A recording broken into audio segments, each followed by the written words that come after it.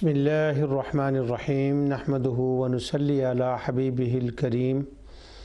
اما بعد فاعوذ باللہ من الشیطان الرجیم بسم اللہ الرحمن الرحیم وَلَقَدْ أَرْسَلْنَا مِن قَبْلِكَ فِي شِيَعِ الْأَوَّلِينَ وَمَا يَأْتِيهِم مِّن رَّسُولٍ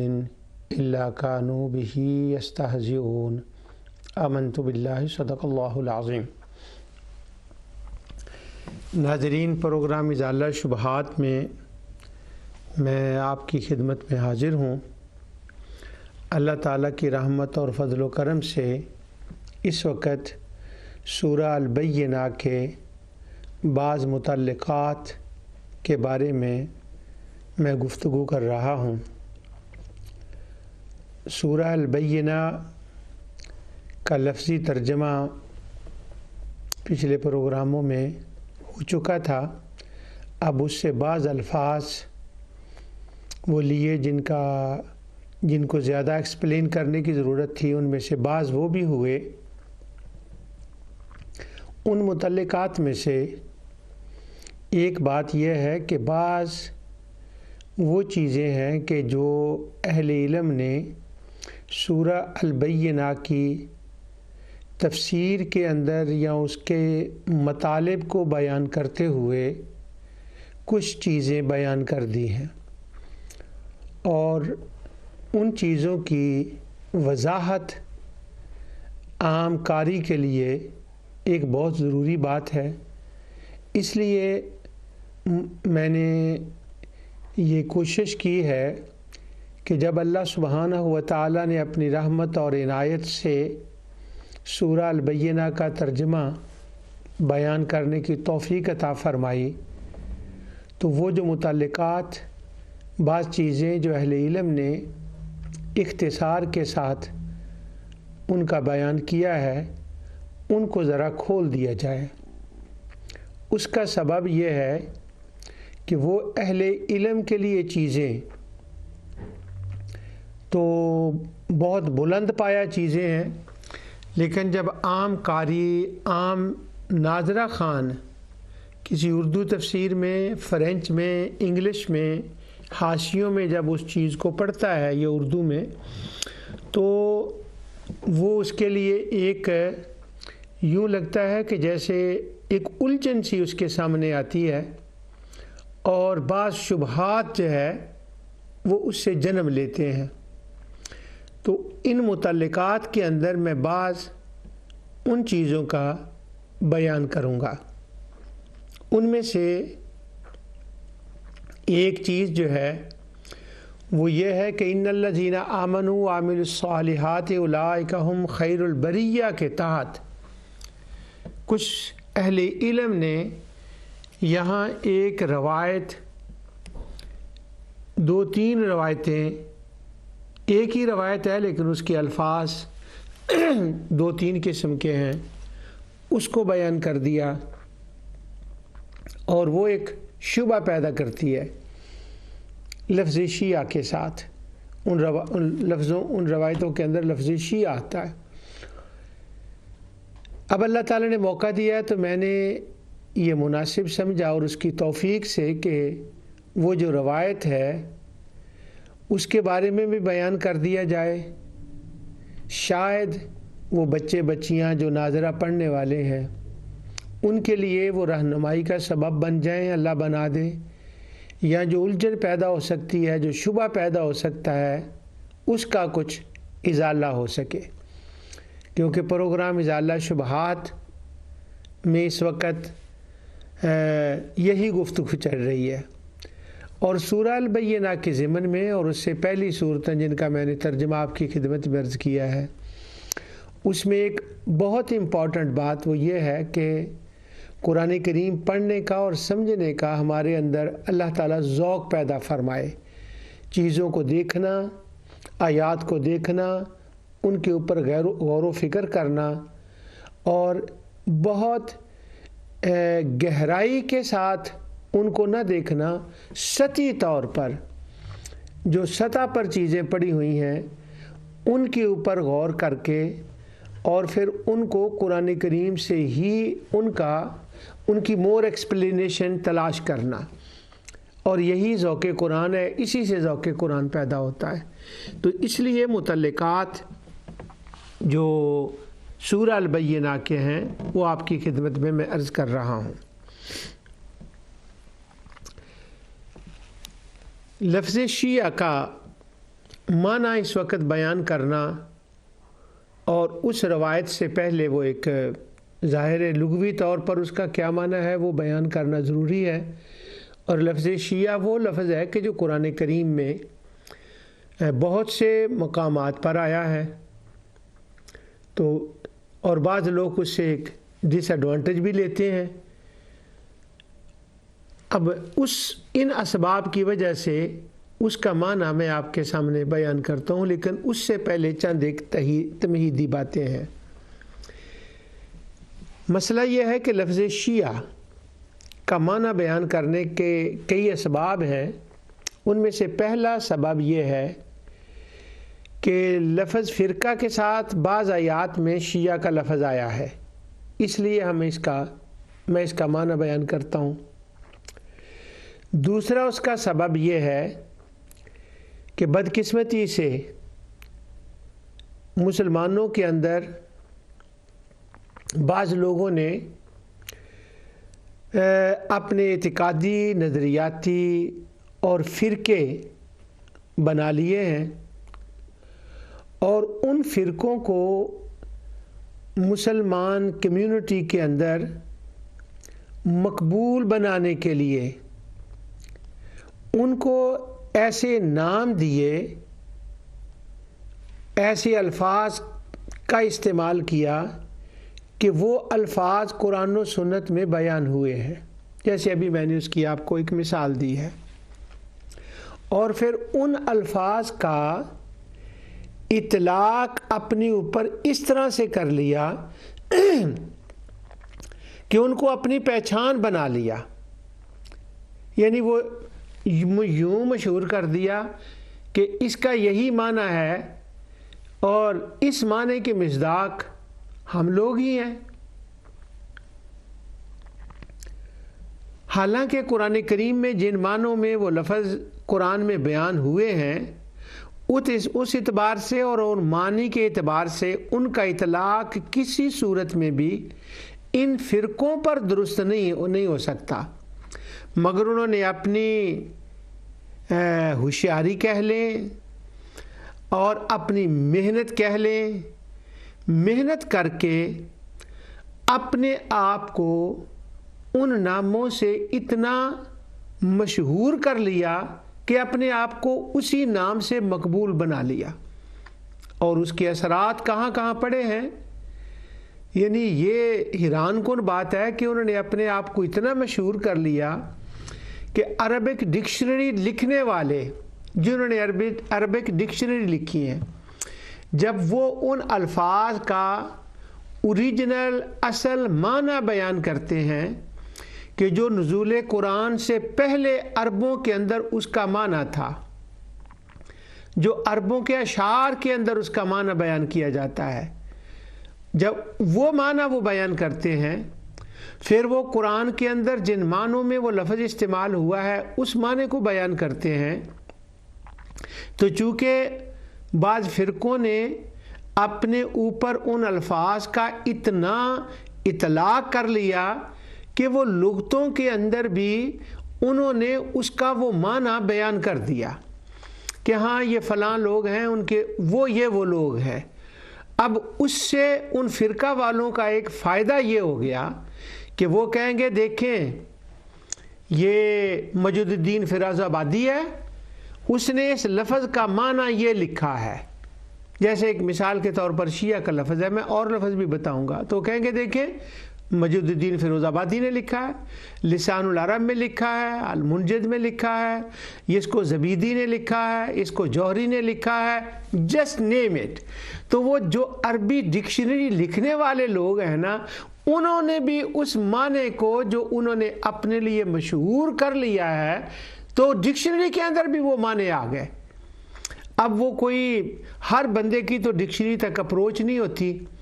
اور پھر وہ یہ بھی جاننے کے لیے کہاں اس کے پاس وقت ہوتا ہے کہ یہ انہوں نے اوریجنل معنی نہیں ہے لفظ کا بیان کیا، انہوں نے تو اس ضمن میں بیان کیا کہ بعض لوگوں نے اس کے اوپر یوں قبضہ کر لیا ہے اور اپنے لیے اس لفظ کو اس مخصوص کر لیا ہے، اور اب لوگ اس لفظ کو اسی معنی میں جانتے ہیں جو انہوں نے اپنے عوام کے اندر اپنے لیے مشہور کر لیا ہے۔ اب جب آگے بیان آئے گا لفظ شیعہ کا تو قرآن میں ہم اس کو دیکھیں گے کہ قرآن میں اللہ سبحانہ و تعالی نے اس کا کیا معنی بیان کیا ہے اور وہ کن معنوں میں آیا ہے، اور ہمارے ہاں کمیونٹی کے اندر کس معنی میں ہے، جب ہمارے کانوں میں آواز پڑتی ہو تو وہ کس معنوں میں ہے۔ خیر انہوں نے اپنے اوپر اس کا اطلاق کر کے اس کو عوام میں مقبول بھی بنا لیا۔ اب اس کے دو نقصان ہوئے جس کی وجہ سے یہ متعلقات بینہ کے اندر یہ بات میں عرض کر رہا ہوں۔ ایک تو چونکہ اہل علم نے وہ روایت لکھ دی ہے، اس روایت کے بارے میں بھی بات کریں گے، وہ لفظ بھی آ گیا، اس لیے وہ متعلقات البینہ کا حصہ بنا کر میں آپ کی خدمت میں ان شبہات کا ازالہ کر رہا ہوں، اور ساتھ اللہ تعالیٰ کی مدد اور رحمت سے ذوق قرآن کا جذبہ پیدا کرنے کے لیے یہ موضوع جو ہے وہ آپ کی خدمت میں عرض کر رہا ہوں۔ اس کے نقصان کیا ہوئے؟ ایک تو یہ نقصان کہ ان لوگوں نے اپنے آپ کو عوام میں کسی حد تک قابل قبول بنا لیا، اور اس قرآنی لفظ کو انہوں نے اس حوالے سے اتنا مشہور کر دیا کہ گویا وہ قرآن کا لفظ اسی فرقے کی صداقت کے لیے نازل ہوا ہے،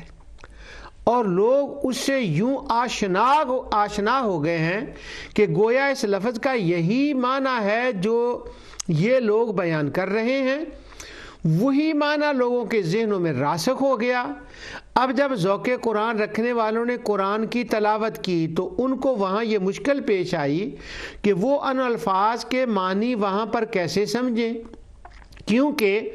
وہ تو انہی معنوں سے آشنا ہوتے ہیں جو ان لوگوں نے عوام کے اندر ان کو مشہور کر دیا ہے، اور اتنا مشہور کر دیا ہے کہ جو ہی کسی نے اس لفظ کو پڑھا قرآن کے اندر تو وہ کانٹیکسٹ میں، سیاق و سباق میں تو جانے کا سوچے گا ہی نہیں، وہ تو فوری طور پر وہی معنی اس کا مراد لے گا جو لوگوں نے اس کو مشہور کر دیا ہے۔ اور ان لوگوں میں سے جو فرقہ واریت کی لعنت آئی ہے، ان لوگوں میں سے اگر کوئی بندہ کسی کے سامنے اس آیت کو پڑھ دے جس کے اندر حسنہ معنی میں وہ لفظ استعمال ہوا، حالانکہ یہ سیئہ معنی میں بھی آیا ہے، حسنہ معنی بھی آیا، تو وہ بندہ جو ناظر قرآن پڑھنے والا ہے، جو ذوق قرآن رکھنے والا ہے، قرآن کو برکت کے لیے وہ معانی کے ساتھ، ترجمے کے ساتھ پڑھتا ہے تو وہ فوراً کہے گا ہاں یہ بندہ بالکل صحیح کہہ رہا ہے۔ تو یعنی قرآن کے منہ میں نعوذ باللہ انہوں نے اپنی زبان ڈال دی اور اپنی مرضی کے معنی جو ہیں وہ قرآن سے لے لیے، اور یہ قرآن کے ساتھ ان الفاظ کے ساتھ ایک زیادتی بھی ہے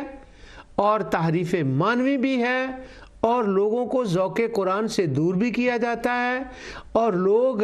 لوگوں کے لیے شبہات جو ہیں وہ بھی جنم لیتے ہیں۔ اس لیے پروگرام ازالہ شبہات میں اس لفظ پر میں آپ کی خدمت میں تفصیل سے عرض کر رہا ہوں۔ اور دوسرا نقصان یہ ہوتا ہے کہ وہی الفاظ، یہ بہت امپورٹنٹ بات، میں اپنی بات کو امپورٹنٹ کہہ رہا ہوں، اپنی بات کو نہیں، وہ قرآن کے اندر جو لفظ شیعہ آیا ہے اس معنی کے اعتبار سے میں عرض کر رہا ہوں۔ دوسرا نقصان یہ ہوتا ہے کہ وہی الفاظ قرآن میں تو مومنین کے لیے آئے ہوتے ہیں، یعنی اس کا معنی ہوتا ہے اہل ایمان، مگر ان فرقہ والوں نے محنت کر کے ان الفاظ کو اپنے لیے اتنا خاص کر لیا ہوتا ہے کہ اب کلمہ پڑھنے والا مسلمان جس کا تعلق اس فرقے کے ساتھ نہ ہو، وہ اس کا اطلاق اپنے اوپر کرنے سے گریز کرتا ہے، بلکہ یہ سمجھتا ہے کہ اگر میں نے اس لفظ کا اطلاق اپنے اوپر کر لیا تو میں تو گمراہ ہوں گا۔ اب دیکھیں نقصان کیا ہوا، فہم قرآن کے اندر نقصان ہوا، اور دوسرا وہ جو لفظ ہے وہ تو سارے مومنین کے لیے ہے، حسنہ معنی میں جب وہ آئے گا وہ انبیاء کے لیے بھی ہے، وہ صحابہ کرام کے لیے بھی ہے، وہ تابعین تبع تابعین کے لیے بھی ہے، وہ امت کے لیے ہے، وہ ہر اولیاء اللہ کے لیے، صوفیہ کے لیے، مومنین کے لیے۔ اب وہ لفظ تو ہے عام، یعنی یوں کہہ لیں کہ اگر کوئی بندہ اپنے آپ کو کہے کہ میں مسلمان ہوں یا وہ لفظ استعمال کر لے تو قرآن کی روح سے اس کا سیم میننگ ہے۔ لیکن اب مسئلہ یہ بن گیا کہ کچھ لوگوں نے اس کا اطلاق اپنے اوپر اتنے زبردست طریقے سے کر لیا کہ اگر وہ مومن کی جگہ، مسلمان کی جگہ اس لفظ کا اپنے اوپر اطلاق کرتا ہے تو اس کو جرت نہیں پڑے گی، وہ خود اپنے آپ کو گمراہ سمجھے گا، حالانکہ اللہ تعالیٰ نے اس لفظ کا اطلاق اس کے لیے کیا ہے، رسول اللہ صلی اللہ علیہ وسلم نے اس لفظ کا اطلاق ہر اپنی امت کے لیے کیا ہے، انبیاء اور اولیاء نے کیا ہے، اور اولیاء نے اس کا کیا ہے، اور یہ بڑی ایک کمپلیکیٹڈ سچویشن جو ہے وہ لوگوں نے بنا کے رکھ دی ہے۔ اور پھر دوسرا، جب وہ اگر اس نے اپنے اوپر اطلاق کر لیا تو عام لوگ اس شخص کو اس ناواقفیت کی بنا پر جو اس کا اطلاق اس نے اپنے اوپر کر لے تو واقعی گمراہ شمار کرنے لگیں گے، کیونکہ ان فرقہ والوں نے اس لفظ کو چوری کر کے گویا اپنا ہی بنا لیا ہے کہ یہ لفظ ہے ہی ہمارا اور ہمارے لیے ہے۔ اب اس کو کوئی دوسرا اس کا استعمال یعنی اگر وہ کرے گا تو وہ خود اپنے اندر ایک گلٹی فیل کرے گا کہ یہ میں کیا کر رہا ہوں، میں اپنے آپ کو یہ کہہ رہا ہوں، اور جو لوگ اس کا سنیں گے وہ کہیں گے نہیں اس نے یہ کیا کر لیا، حالانکہ وہ لفظ انبیاء کے لیے آیا ہے، مومنین کے لیے، صحابہ تابعین تبع تابعین اولیاء اللہ کے لیے، سب مسلمانوں کے لیے آیا ہوا ہے، تو وہ فخر کا لفظ ہے، وہ تو مترادف کے طور پر مسلمان کے اور مومن کے مترادف کے طور پر دوسرا لفظ کے طور پر وہ آیا ہوا ہے۔ لیکن اب گھبراہٹ دیکھیں، اس سے یہ نقصان ہوا ہے۔ اس لیے سورہ البینہ کے اندر کی تفسیر کے اندر وہ لفظ جب آیا ہے تو اس کے اندر اہل علم کو کس قدر مشکلات آئیں وہ بھی میں آپ کے سامنے بیان کروں گا۔ یعنی اس کے پیچھے ایک لانگ ہسٹری ہے کہ البینہ کا متعلقات میں سے اس کو میں متعلقہ بنا کر ایک موضوع اور اس کے اوپر کئی پروگرام کر رہا ہوں، اس کے اندر ایک لانگ ہسٹری ہے، اور انشاءاللہ اس سے ذوق قرآن پیدا ہوگا۔ اب وہ جس لفظ کے بارے میں کہہ رہا ہوں اس کی تفصیل تو میں آگے جا کر کروں گا، اشاروں کنایوں میں نے بتا دی ہے۔ اب اس کی ایک مثال میں لفظ آپ کو دیتا ہوں۔ اب یہ لفظ میں کھل کے یہاں بیان کروں گا کیونکہ اس کی پہلے لفظ کی تو آگے جا کر بڑی تفصیل آنے والی ہے۔ اس کی ایک مثال وہ ہے لفظ اہل قرآن۔ اب جو لفظ اہل قرآن ہے نا، قرآن و سنت کے اندر، قرآن کا بھی میں کہہ رہا ہوں کہ قرآن کے اندر دوسرے ایک طریقے سے قرآن و سنت میں اہل قرآن لفظ، یہ جو اہل قرآن لفظ ہے، اب اہل قرآن ان لوگوں کو کہا جاتا ہے جو ذوق قرآن رکھنے والے ہوں، کیا بات ہے، فہم قرآن والے ہوں، تلاوت قرآن کے ساتھ ان کو محبت ہو، ویسے تلاوت کرنے میں، اس کے معنی سمجھنے میں، اور اس سے لذت آشنا ہونے کے لیے جن کو بہت زیادہ محبت ہونا، ان کو قرآن و سنت میں کہا گیا ہے اہل قرآن۔ جنہوں نے اپنی زندگیاں قرآن فہمی کے لیے، ذوق قرآن کے لیے وقف کر دی ہوں، ان کو اہل قرآن کہا جاتا ہے۔ شیخ ابو گدہ علیہ الرحمہ نے ایک کتاب لکھی ہے، مجھے یاد پڑتا ہے کہ کوئی میری تصحیح کر دے اگر میں غلط کہہ رہا ہوں، شیخ ابو گدہ کا تو پکی بات ہے، شاید حافظ جلال الدین سیوطی علیہ الرحمہ نے بھی اس پر ایک رسالہ لکھا ہے۔ وہ رسالہ یہ انہوں نے لکھا ہے،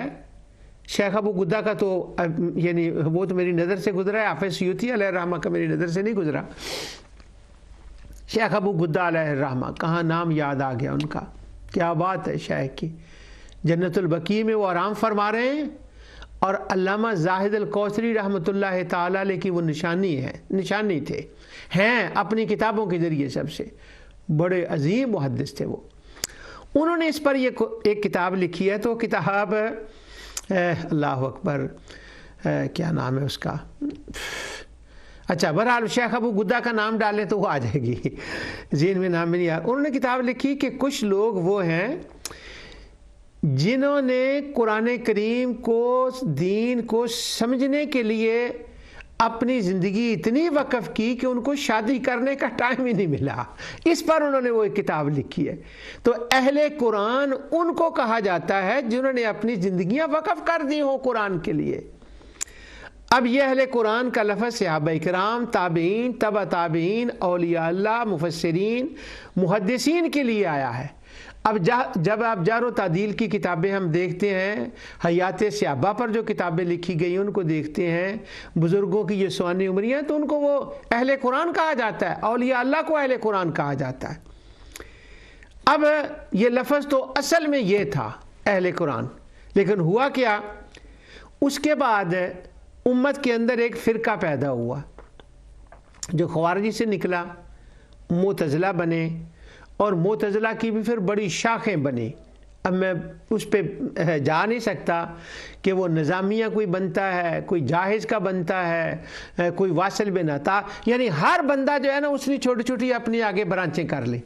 اب میرے سے گزرا نہیں جا رہا کہ میں تھوڑی سی وہ بات کر دوں، لیکن نہیں، میں افورڈ نہیں کر سکتا یہاں پر وہ بات کرنے۔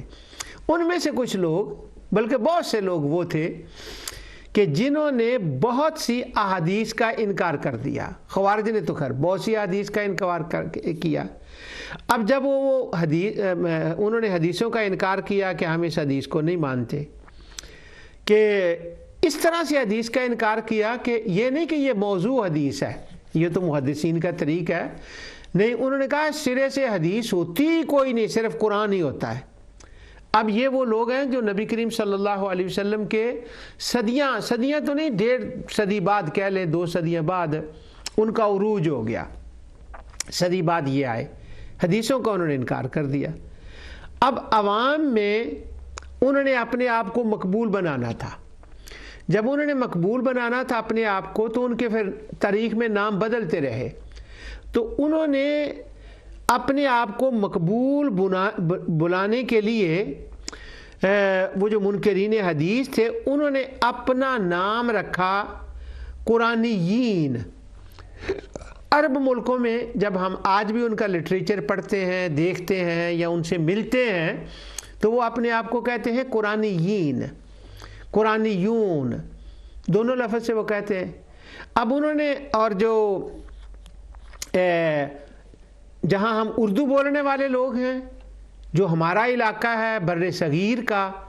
یہی جو قرآنیون لوگ ہیں، انہوں نے کیا کیا کہ انہوں نے ہماری اردو اور پنجابی زبان، بنگلہ دیش، اس بر صغیر میں جو زبانیں بولی جاتی ہیں، فارسی کا علاقہ بھی اس کے اندر آتا ہے، انہوں نے اپنا نام وہاں رکھا اہل قرآن، اور اس نام سے اپنے آپ کو مشہور کر لیا۔ اب یہ دیکھیں کہ کہاں اصل اہل قرآن جو مومنین ہیں، جو مومنات ہیں، جو مسلمین ہیں، جو مسلمات ہیں، جو صوفیاء ہیں، جو اولیاء اللہ ہیں، جو محدثین ہیں، جو تابعین، تبع تابعین ہیں، جو صحابہ ہیں، وہ اہل قرآن، ان کو اہل قرآن کہا جاتا ہے۔ اور انہوں نے اپنے آپ کو مقبول بنانے کے لیے کہ عوام میں ہماری ایک بات چلے کہ ہم یہ نہیں کہ ہم حدیث کو نہیں مانتے، ہم حدیث کو مانتے نہیں تو کیا ہوا، ہم قرآن کو مانتے ہیں۔ اور بڑی انٹرسٹنگ بات یہ ہے کہ اب وہ تھے منکرین حدیث، انہوں نے اپنے آپ کو کہا قرآنیون، قرآنیین اور اہل قرآن، اور جو ہم لوگ تھے جو حدیث کو ماننے والے تھے، اب جو وہ حدیث کے ماننے کا کیا مطلب ہے، اب میرا دل یہ چاہتا ہے کہ یہاں پر میں 2-3 وہ بھی باتیں کر دوں، لیکن میں افورڈ نہیں کر سکتا، یعنی ٹائم کی وجہ سے لیکن انشاءاللہ شاید آگے جا کر میں اس کی بھی ایک بڑی وضاحت کی ضرورت ہے کہ کس کا کیا مطلب. اب ہم لوگ جو حدیث کو ماننے والے ہیں ہمیں وہ کہتے تھے نہیں، اب بھی کہتے ہیں. میری پرسنلی کتنے لوگوں سے ملاقات ہوئی، انہوں نے مجھے کہا منکر قرآن.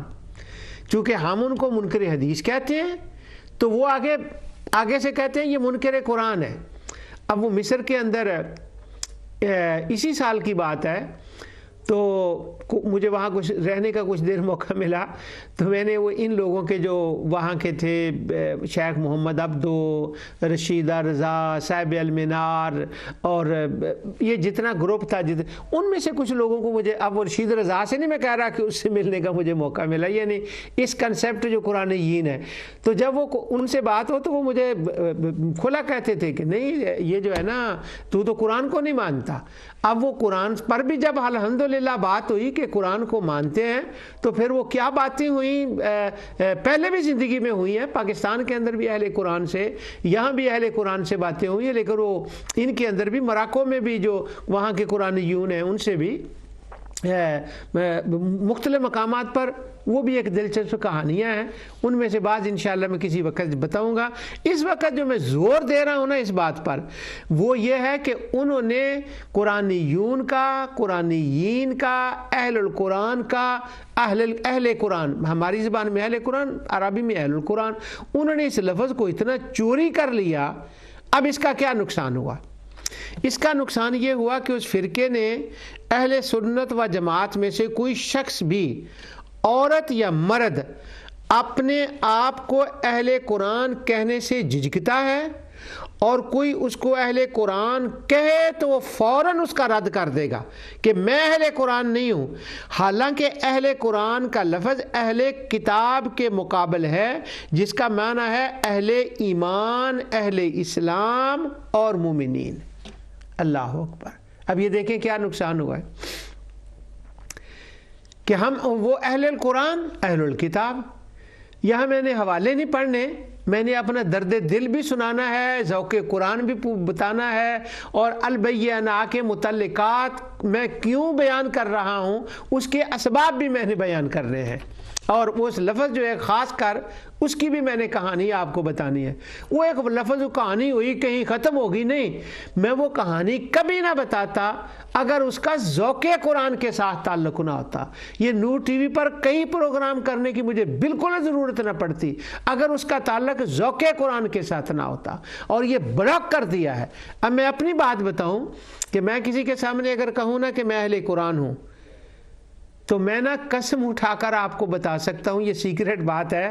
میرے اندر یہ جرت نہیں پیدا ہوتی کہ میں یہ کہوں کہ اہل قرآن ہوں. حالانکہ اہل قرآن کا مطلب یہ ہے میں اہل ایمان ہوں، میں اہل اسلام میں سے ہوں، میں مومن ہوں، میں کلمہ پڑھنے والا ہوں، میں قرآن کریم کی تلاوت کرتا ہوں، اور مجھے قرآن شریف کے ساتھ اللہ تعالیٰ نے اپنی کروڑوں رحمتوں کے ساتھ ایک رحمت یہ فرمائی کہ مجھے اس نے ذوق دے دیا کہ میں اس کی کتاب کی تلاوت کروں. اس معنی میں اہل قرآن ہوں. لیکن میں یہ جرت نہیں کر پاتا کہوں اہل قرآن. کیوں؟ کہ وہ جو قرآنیین ہیں، قرآنیون ہیں، اہل القرآن ہیں، انہوں نے اپنے اس لفظ کو اپنے ساتھ اتنا خاص کر لیا ہے کہ مجھ جیسا بندہ اپنے آپ کو اہل قرآن کہنے کی جرت نہیں کر سکتا. اور بھی لوگ جو ہیں، کیوں؟ انہوں نے اس لفظ کو نعوذ باللہ بدنام کر کے رکھ دیا. حالانکہ یہ لفظ اپنے معنوں میں کتنا اچھا اور کتنا زبردست لفظ ہے، اور اس کی تعریفیں کی گئی ہیں. سیر و اعلام نبلا میں نے کہا تھا میں نے حوالے نہیں دینے، کسی کتاب کو اٹھا کر دیکھیں جو قرآن کریم کے ساتھ جن کا تعلق ہے ان کے لیے یہ لفظ مخصوص ہے تعریف کے لیے. اسی طرح سے جو فرقے بعد میں آئے، ان فرقوں نے اپنا جو نام رکھا نا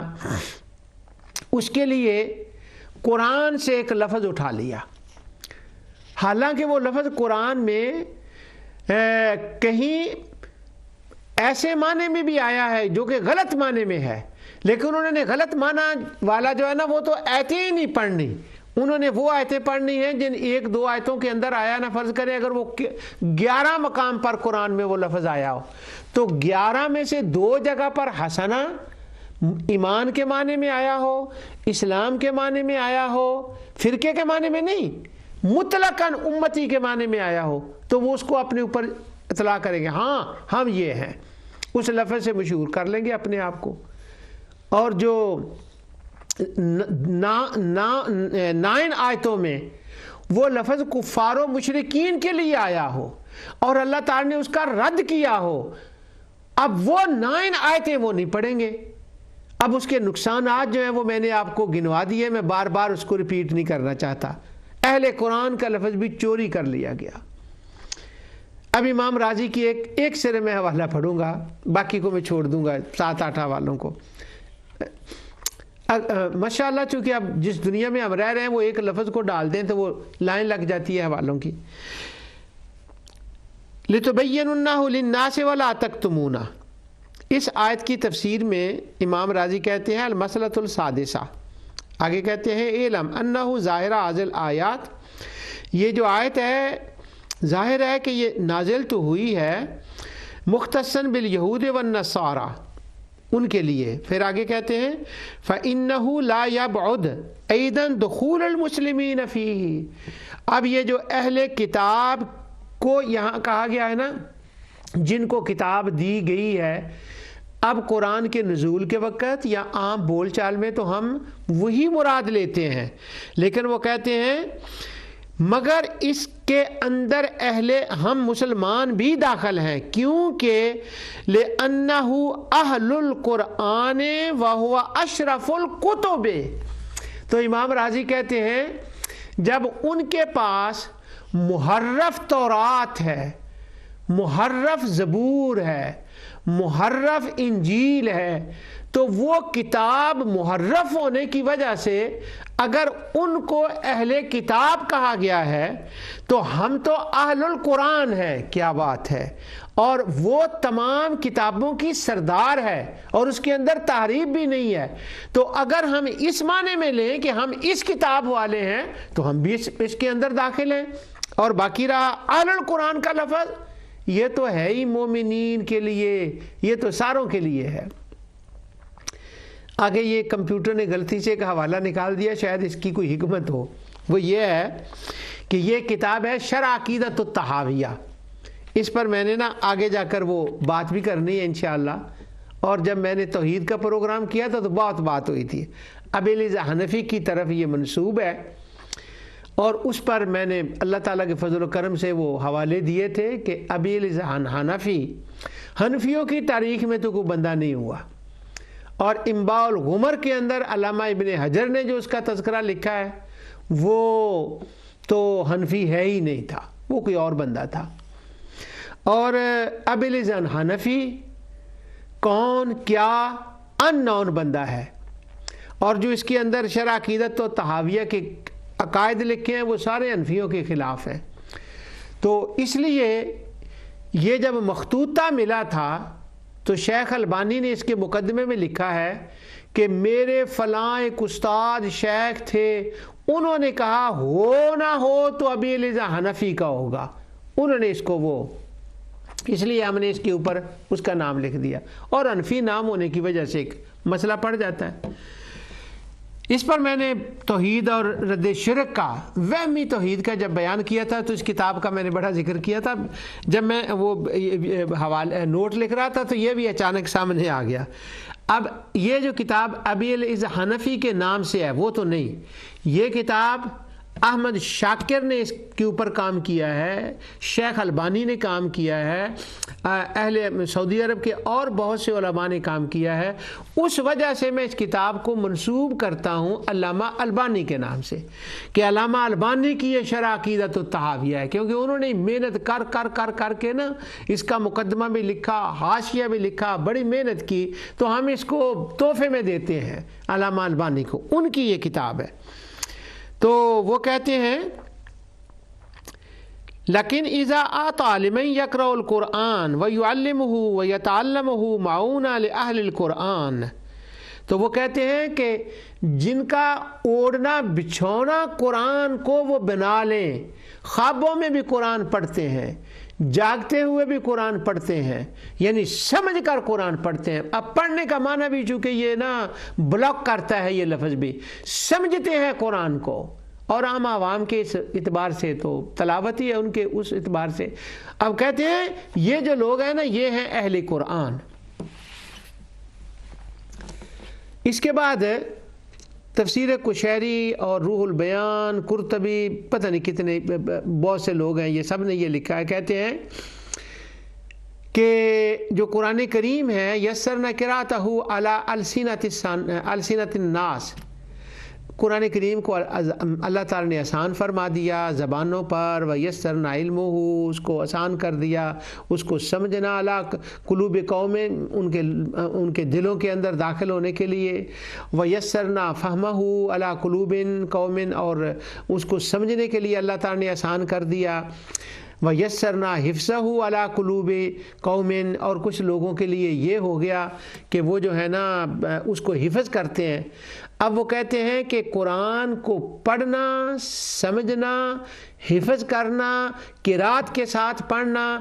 جو بھی یہ قوم کرتی ہے، یعنی کچھ لوگ حفاظ ہیں، کچھ لوگ قراء ہیں، کچھ لوگ ناظرہ تلاوت کرنے والے ہیں، کچھ اس کی گہرائی میں جانے والے ہیں۔ تو صاحب تفسیر القشیری کہتے ہیں کہ جن لوگوں کا جس طرح کے ساتھ بھی قرآن کے ساتھ تعلق ہوگا، وَكُلُّهُمْ أَهْلُ الْقُرْآنِ وَكُلُّهُمْ أَهْلُ اللَّهِ وَخَاصَتُهُ، یہ جتنے لوگ قرآن کے ساتھ جن کا لنک ہے نا، یہ سارے کے سارے اہل قرآن ہیں، اللہ کے خاص بندے ہیں، اور اللہ نے اس کام کے لیے ان کو مخصوص کر لیا، اور یہ نام مخصوص ہے جو قرآن کو حفاظ کے لیے، قاریوں کے لیے، علماء کے لیے، محدثین کے لیے، سب کے لیے۔ اب یہ مختلف الفاظ کے ساتھ اس کا بیان جو ہے نا وہ میرے سامنے ہے، لیکن اتنا ہی کافی ہے۔ اب یہ دیکھیں جہاں آتا ہے نا اولئک هم المقربون، ایسی آیات آتی ہیں، تو حیران کن بات یہ ہے کہ مفسرین وہاں جو اولئک هم المقربون ہے نا، جیسے اس کے اندر ہے سورہ واقعہ کے اندر، کہ وہاں کیٹیگرائز کیا گیا ہے لوگوں کو، وَكُنْتُمْ أَزْوَاجًا ثَلَاثًا، اب جو سب سے ٹاپ والے ہیں، اور جہاں قرآن کریم میں آتا ہے ثم اورثنا الکتاب الذین اصطفینا من عبادنا فمنهم ظالم لنفسہ ومنهم مقتصد ومنهم سابق بالخیرات، ABC۔ اب جو ایک کلاس ہے نا قرآن پڑھنے والوں کی، جو قرآن کی وارث بنی ہے، جو سب سے آگے ہیں، ان سب کی جب ہم تفاسیر پڑھتے ہیں اہل علم کی، تو وہاں وہ لکھا ہوتا ہے کہ وہ یہ مقام، یہ شان، اولئک المقربون اور سابقون بالخیرات، یہ جو سابقون بالخیرات ہے نا، وکلہم اہل القرآن، یہ ہے اہل قرآن۔ یا رب العالمین ہم پر رحم فرما۔ اب یہ دیکھیں اہل قرآن کا لفظ کہاں ہے اور اس کو کیا کر دیا گیا اس کے ساتھ۔ تو اب میں نیگیٹو لفظ نہیں بولتا، میں کہنے لگا تھا نام نہیں یاد اہل قرآن، لیکن جو لوگ اہل قرآن ہیں، اپنے آپ کو اہل قرآن کہتے ہیں، انہوں نے غلط طور پر ان الفاظ کا اپنے اوپر اطلاق کرنا شروع کر دیا، اور انہوں نے یہ نام اس طرح سے اپنے ساتھ رجسٹرڈ کرا لیا عوام کے اندر، ریالٹی میں نہیں، اللہ کے حضور نہیں، نبی کریم صلی اللہ علیہ وسلم کے پاس نہیں، کمیونٹی کے اندر انہوں نے اپنا نام یہ ایسے رجسٹر کر لیا۔ یہ حالانکہ سرقہ تھا، یہ چوری تھی، اور اب کوئی دوسرا بندہ اپنے آپ کو اہل قرآن نہیں کہے گا، حالانکہ اہل قرآن تو سارے مسلمان ہوتے ہیں، سارے مومنین ہوتے ہیں۔ اسی طرح قرآن کا نام لینے سے ہم گریزاں ہو گئے۔ مجھے ایک لطیفہ کہہ لیں اس کو، یا رونا کہہ لیں، آنسو بہانا کہہ لیں، اس کو کچھ بھی نام دے دیں۔ ہمارے فاضل دوست علامہ غلام رسول سعیدی رحمۃ اللہ تعالی علیہ، میرا ان کے ساتھ ایک بڑا کلوزلی تعلق تھا، ان کا بھی میرے ساتھ ایک کلوزلی تعلق تھا۔ انہوں نے اپنی کتابوں کے اندر بھی جگہ جگہ اس کا ذکر کیا ہے۔ تمام کتابوں کے اندر جو علامہ سعیدی صاحب کی کتابیں پڑھنے والے ہیں وہ جانتے ہیں کہ انہوں نے کس محبت کے ساتھ ذکر کیا، اور بعض مقامات پر میں نے ان سے کئی حوالے اور کئی اہم موضوعات پر جو ڈسکشنز کی، انہوں نے اس کا بھی ذکر کیا۔ تبیان الفرقان کے مقدمے میں جو بعد میں انہوں نے تفسیر لکھی اس کے اوپر بھی، تو یعنی ان کے ساتھ ایک لنک تھا بڑا، اب بھی ہے روحانی لنک ان کے ساتھ الحمدللہ۔ ان کی کتابوں سے ہم فائدہ اٹھاتے ہیں اور ان کی یاد کے تو میں بہانے تلاش کرتا رہتا ہوں، خاص کر کے ازالہ شبہات کے اندر کہ ان کا ذکر آ جائے۔ تو یہاں پر یہ جو اہل القرآن کا لفظ آیا، اس کے ساتھ علامہ سعیدی صاحب کی ایک بات مجھے یاد آ گئی، وہ یہ ہے، اب یہ دیکھیں کہاں ہم کھڑے ہو گئے ہیں اور اہل قرآن نے کیا کیا کیا کر دیا ہمارے ساتھ۔ کوئی ایک بزرگ اور تھے، عالم دین تھے، وہ بھی کراچی کے، ان کو کوئی 2-4 مسئلوں میں علامہ سعیدی صاحب سے اختلاف تھا۔ اہل علم کا اختلاف ہوتا ہے، اس میں کوئی غلط بات نہیں ہوتی، لیکن اس کو انتہا تک نہیں لے جانا چاہیے، اس کو مباح الدم نہیں قرار دے دینا چاہیے، یا اس کو فارغ نہیں کر دینا چاہیے۔ مفتی منیب الرحمان صاحب سے یہ لفظ میں بارو کرتا ہوں، انہوں نے ایک بار گفتگو میں مجھے یہ لفظ بتایا کہ اختلاف کا مطلب ہوتا ہے کسی کو فارغ کر دینا، اسلام سے فارغ، اہل سنت سے فارغ، ختم کر دو۔ تو یعنی اختلاف اس حد تک ہو کہ آپ کسی کو فارغ نہ کریں، اور وہ تو اختلاف علمی اختلاف ہے۔ اور ایک روایت جس کے اوپر محدثین تو خوش نہیں ہے، خوش نہ ہونے کا مطلب ہے کہ ان کے نزدیک اس کی سند صحیح ثابت نہیں ہے، ایک اسپیکٹ سے، ایک جہت سے تو جو اختلاف ہوتا ہے وہ آپ کے چینلز کو کھولتا ہے، آپ کو اور پڑھنے پر مجبور کرتا ہے۔ اس اسپیکٹ سے تو اختلاف رحمت ہوتا ہے، اس اسپیکٹ سے۔ میں وہ روایت کی بات نہیں کر رہا، اس پر مجھے پتہ ہے کہ کیا لہدے ہے، اور مانن وہ روایت ویسے صحیح بھی ہے، سند کے اعتبار سے گو اس کا ٹھیک ہے، اس اسپیکٹ سے وہ۔ اب وہ ایک کراچی کے عالم دین جن کے سعیدی صاحب سے کسی مسئلے میں اختلاف ہوا، انہوں نے سعیدی صاحب کے خلاف ایک کتاب لکھی، اور اس کا میں نے آدھا پیج ہی پڑھا۔ بریڈ فورڈ میں کسی ایک مکتبے میں نے وہ کتاب دیکھی، اور میں نے لی بھی نہ لینی چاہیے تھی، اور مجھے نام بھی اس کا نہیں آتا، یہ بھول گیا، لیکن وہ جو بزرگ ہیں جو ان کے ماشاءاللہ وہ ابھی حیات ہیں، ان کے بڑے علمی کام ہیں ان کے، لیکن ان کا اختلاف تھا۔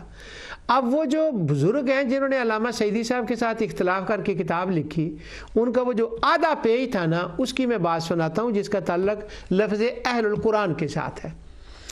وہ لکھتے ہیں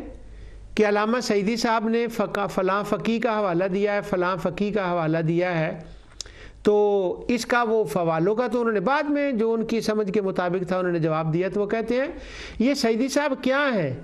یہ تو فرقہ اہل القرآن کی طرح جب کوئی گفتگو لکھتے ہیں تو سب سے پہلے ڈائریکٹلی قرآن سے استنباط کرتے ہیں۔ یہ تو اہل القرآن کا طریقہ ہے، یہ تو خوارج کا طریقہ ہے کہ سیدھا ہی بندہ قرآن پہ چلا جائے۔ ان کو تو کیا چاہیے تھا کہ یہاں سے اٹھتے،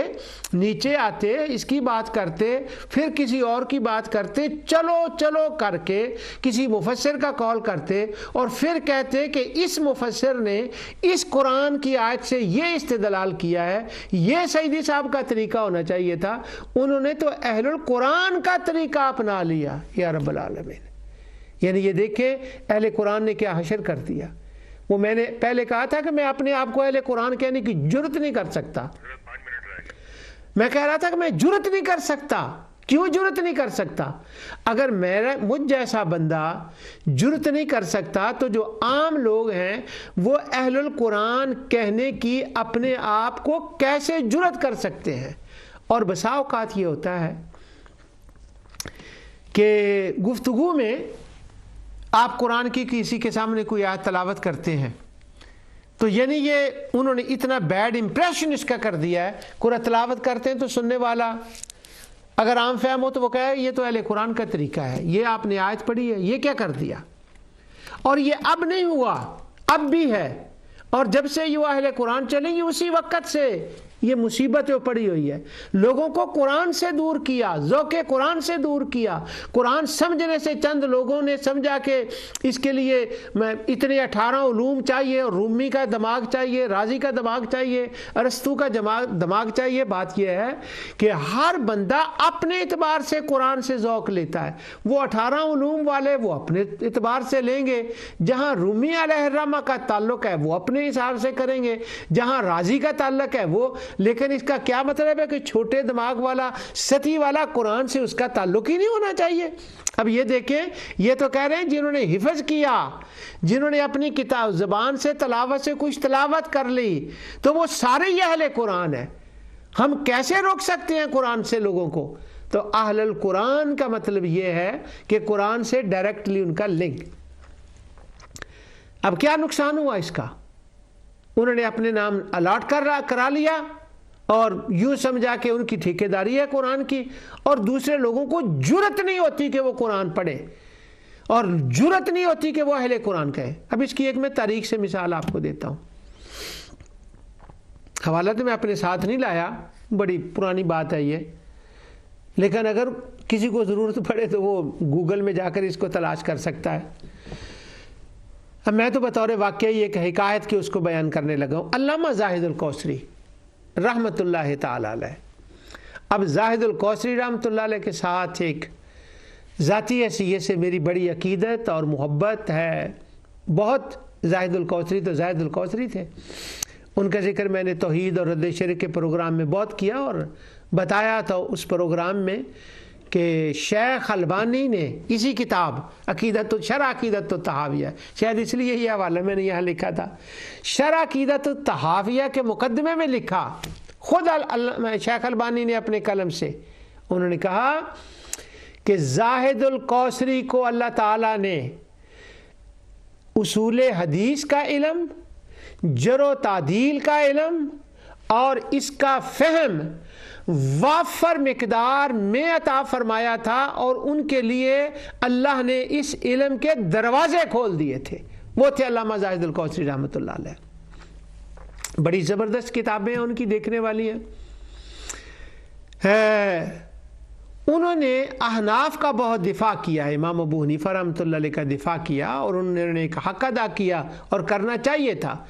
امام ابو یوسف رحمۃ اللہ علیہ کا کیا، امام محمد الشیبانی کا کیا، امام ظفر کا کیا، فقہ حنفی کا کیا، اور احناف صاحب نے علماء کا کیا، اور جو مسائل ہیں ان کا بھی جہاں بیان آیا علامہ زاہد الکوثری نے کیا ہے۔ شاید کسی اگلے پروگرام میں نا میں ان کی ایک کتابوں کی لسٹ اور وہ جو ہے نا اس کا میں انشاءاللہ تعارف کیا، دنیا جانتی ہے، لیکن جو ناظرہ پڑھنے والے ان کے میں نام بتاؤں گا ان کو۔ انہوں نے نا ایک جگہ علامہ زاہد الکوثری نے لکھا، وہ غالباً امام الشیبانی کا ذکر تھا، امام محمد شیبانی کا ذکر تھا، امام ابو یوسف کا، دونوں میں سے کسی ایک کا ہے۔ تو وہ کہنے لگے کہ ان کی کسی بندے سے بات ہوئی، اب وہ جس سے انہوں نے نقل کیا ہے نا، خطیب بغدادی ہے جس سے بھی انہوں نے نقل کیا، اس نے اس کو امام ابو یوسف یا امام محمد کی یعنی اچھی کیٹیگری میں ذکر نہیں کیا، انہوں نے تو کسی اور جہت سے کیا۔ وہ کہتے ہیں کہ امام ابو یوسف ہی چلو کہہ لیں وہ بڑے تھے، کہ امام ابو یوسف کی کسی سے بات ہوئی، اور انہوں نے امام ابو یوسف نے کہا کہ یوں مسئلہ ہے، تو اس بندے نے امام ابو یوسف نے اپنے استدلال میں قرآن کی آیت پڑھی۔ جب قرآن کی آیت پڑھی تو وہ جو سننے والا تھا نا، اس نے کسی اس وقت کے استاد تھے، وہ کوئی عالم تھے، کوئی استاد تھے، وہ انہوں نے اس استاد کا قول اس کے سامنے پیش کیا۔ جب وہ قول پیش کیا تو امام ابو یوسف بالکل خاموش ہو گئے۔ تو اس پر وہ جو پہلے صاحب ہیں جن سے زاہد الکوثری صاحب نے نقل کیا، وہ اس پہ تبصرہ کرتے ہیں امام ابو یوسف تو خاموش ہی ہو کر رہ گئے۔ تو علامہ زاہد الکوثری کہتے ہیں اللہ کے بندو، ایک بندے نے قرآن کی آیت پڑھی اور وہ ایک اپنی استاد کا ریفرنس اس کے مقابلے میں دے رہا ہے۔ اب یہ جو بندہ ہے یہ چیف جسٹس ہے اس وقت کا، وزیر قانون ہے، تو اگر اس کی اس بات پر وہ خاموش نہ رہتا تو کیا کرتا؟ اب اس بندے نے قاضی ابو یوسف سے کہا یہ تو اہل القرآن کا طریقہ ہے، یہ تو قرآنیوں کا طریقہ ہے، قرآنیین کا طریقہ ہے کہ سیدھا قرآن سے پڑھیں۔ یعنی یہ بات علامہ سعیدی صاحب کے ساتھ بھی آئی، قاضی ابو یوسف کے ساتھ بھی آئی، اور بہت سے لوگوں کے ساتھ آ سکتی ہے، کیونکہ لوگوں نے بعض